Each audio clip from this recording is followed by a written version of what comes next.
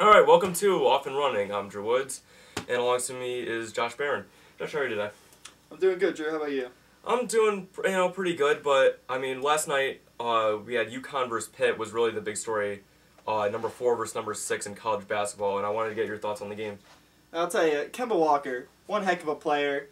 Probably end up being the player of the year if he continues like this, and hopefully UConn keeps winning like this. But the problem is, the whole team relies on him, Drew.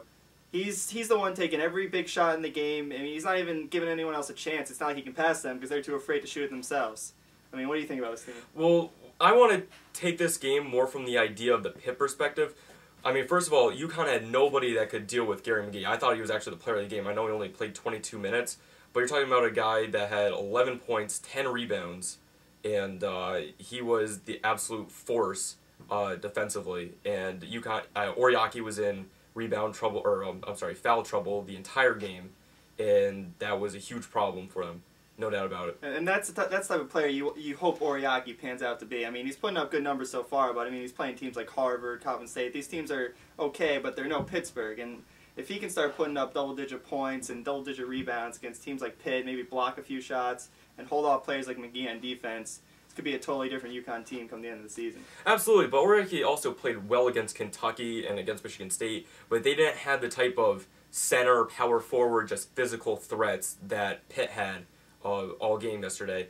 And I thought Gary McGee was absolutely outstanding, and that is the type of player that UConn really could use. You know, the Jeff Adrian type, somebody who doesn't really get that many points, but is going to be just a rebounding force.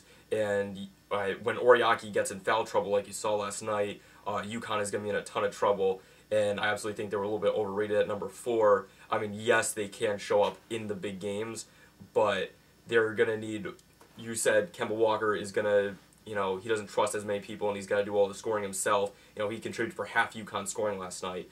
Yeah, there's got to be more balance on this team. There's got to be more people. There's got to be at least a second big man that's going to be at the step up and that can rebound effectively on this team. And you got to look at a team like Syracuse. They got 2 big men, Fab Melo and Rick Jackson. Who's gonna stop him?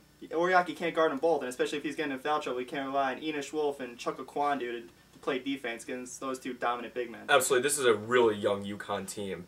You got Olander as a freshman, Giffey's a freshman, Wolf's a freshman. You're gonna go right down the line. It's all freshmen, or maybe a couple sophomores in Oriaki's case, and you got Beverly's a senior, but Beverly really doesn't play much.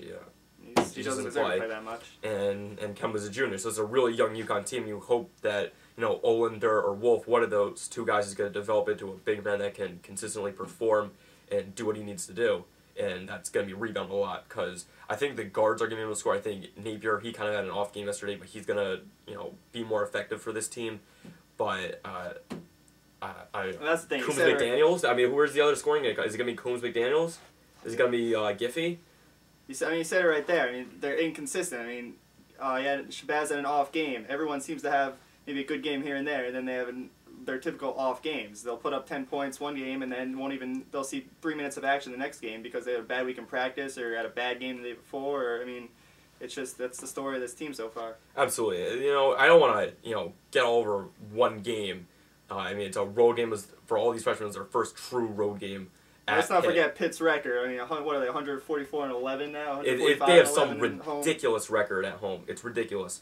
And they're an outstanding home team. And I said before the game, we watched the game together, and I said, I can't remember a time UConn won at Pitt. And if we have, I just don't remember it, because that is a lethal place to play. Lethal. They're phenomenal at home. J.B. Dixon does an outstanding job with that team. Gilbert Brown, Ashton Gibbs, Brad Wanamaker, they're all fantastic in the game last night for Pitt, and they absolutely deserve to win. No question about that. All right, so that's our thoughts on UConn Pitt, and stay tuned to Off and Running, and we'll get more opinions on other stuff.